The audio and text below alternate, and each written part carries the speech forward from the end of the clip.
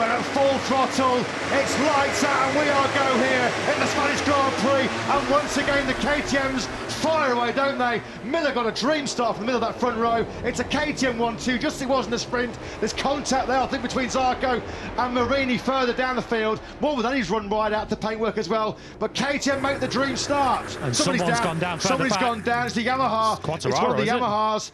It's Fabio Quartararo. He's been tangled up with somebody else. Fabio Quartararo, and that's what happens, isn't it? When you qualify deep, you get stuck in the pack, you get caught up in those early melees, and Fabio Quartararo's woeful weekend goes from bad to worse. He's down and out at turn 2. He's gone down with Miguel Oliveira. How did Oliveira end up back with Quartararo then? Oliveira was 7th on the grid, Quartararo was 9 places behind him. The KTMs go side by side then. We saw this yesterday, and Binder takes the lead from Miller again. Red flag. We've got a red flag. I wonder if the air fence has been punctured. We know that Quartararo, so we had a red flag on the first lap in the sprint. There was a red flag to start the sprint yesterday. That's good news. Fabio Quartararo, we saw lying prone in the gravel trap. He's been able to get to his feet. He's walking away. Now they look further back.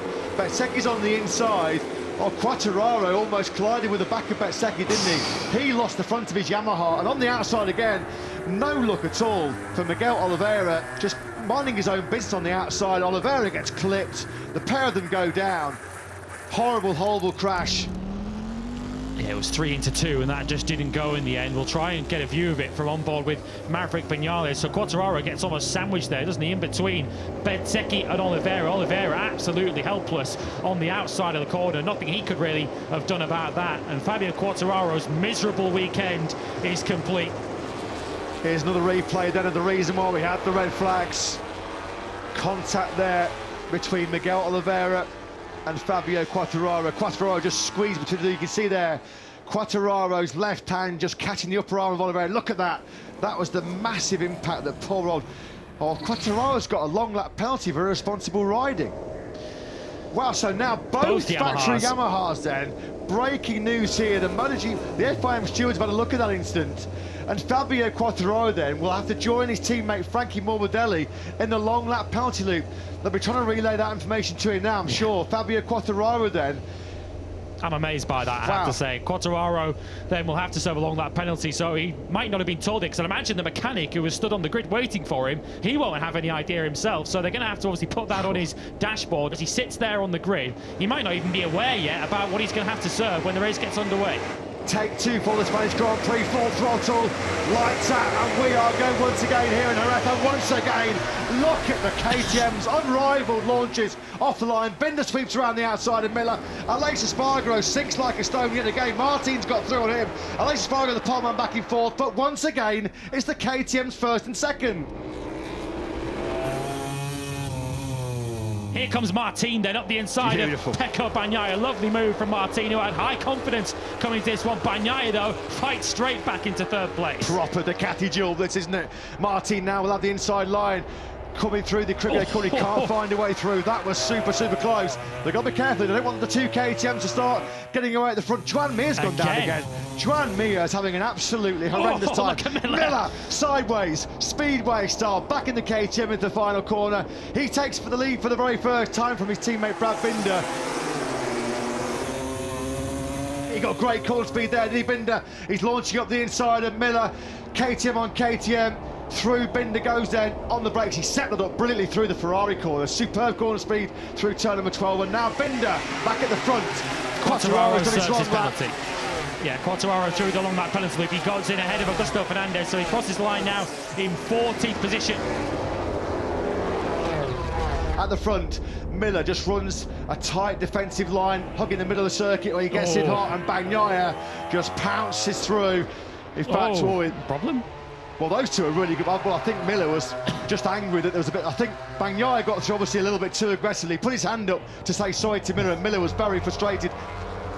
Miller goes slightly wide as he slides it in to turn 6. Bagnaia sees the opportunity, does right through the side of Jack Miller. An immediate apology, and Jack Miller with a wave of the hand. I don't think that was an apology accepted. That was an angry gesture from Miller. Jorge Martin fancies 3rd place here, doesn't he? He's alongside Jack Miller. Aleix Espargaro's going really, really wide. Fabio Quartararo, dearie me, incorrect long lap penalty. He's got to go back in. Well, he goes wide, doesn't he? I mean, if that's in anything, do you think that's a disadvantage or an advantage? It gives him a better run, I suppose, onto the start-finish straight. But for Fabio Quartararo, who will probably be sat there on that Yamaha thinking, I shouldn't have had the long lap penalty in the first place, he's now got to serve another. Miller's looking to go back into third place, and right through now it's Martin shaking his head. Pecco Bagnaia now got to drop one position, according to our timing screen. So did he overtake under yellow flag somewhere? So he's going to have to drop back behind Miller now. Yeah, and over the line, he was nearly 0.6 of a second clear of Miller. Immediately he gets that dashboard message. He waits for Jack Miller. Or is it for the overtake on Miller? Could be the overtake on Miller. Miller's wide, and this time around, Bagnaia will be able to make a much cleaner pass, although Willie Miller now pinches the inside line back for turn number 7. Bagnaia crawls all over him through turn 11, through turn Miller wide again through turn 12. He'll be on the inside line, but Bagnaia is already clear of him before they hit the brakes. Yeah, it's just been a little bit of an erratic 15th lap, this hasn't it, for Jack Miller. There's been a couple of mistakes on this lap, and that has allowed Pecco Bagnaia then to ease on through. Pecco Bagnaia then, what will he do? At what point will he think, well, I'm going to stick or twist here? Oh, that's Martin, is it, or Zarco? One of the Prima Prama Ducatis has gone down. It's Johan Zarco.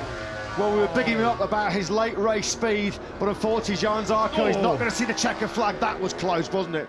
The World Championship leader, then Marco Bezzecchi, has gone down, so a disaster in the space of 20 seconds for two of Ducati's top independent teams, and that's going to have a big bearing on the early championship picture. Marco Bezzecchi, that's a rare mistake from him. Boy, he was well offline, looked like that, didn't he? Braking into turn number 6. We're on that tipping point now, where the grip really is deteriorating quite significantly. That's been a really good second half, that lap 18 for Pecco Bagnaia. It looks like he was just able to close in a little bit on Binder ahead of him. Let's see if that bears out in the time, because it does. Visually, you could see Bagnaia had just started to pull the pin there, and right on cue, he finds a 1:37.989, the fastest lap of the Grand Prix so far. Surely the move now is coming from Bagnaia. He squeezes to the inside line, on the inside of Brad Binder. Binder sideways, but there's nothing he can do. Binder powerless to stop Pecco Bagnaia. The world champion hits the front with 3 laps to go here in Jerez. Here we go then now. There's going to be one corner left. It's all or nothing now for Brad Binder. He stakes the KTM sideways. Bagnaia, though, brilliant on the brakes. Pecco Bagnaia surely will have it coming out of the final corner. Pecco Bagnaia, he wins the Spanish Grand Prix here in Jerez. Brilliant performance by the world champion. It's a sprint podium for him and the main Grand Prix win. Cue more than Leo with celebrations down in the factory Ducati garage. Brad Binder, what a final lap that was. Binder, a 1:38.211 on the last lap, was his fastest lap of the Grand Prix. That's how good Bagnaia was on that final circuit of this 4.4 kilometre Jerez track. George Viegas, the FIM president, an embrace with Pecco Bagnaia. Back-to-back victories in Jerez, 2022 and 2023, as Bagnaia silences his critics in southern Spain. If you love MotoGP videos, like and subscribe.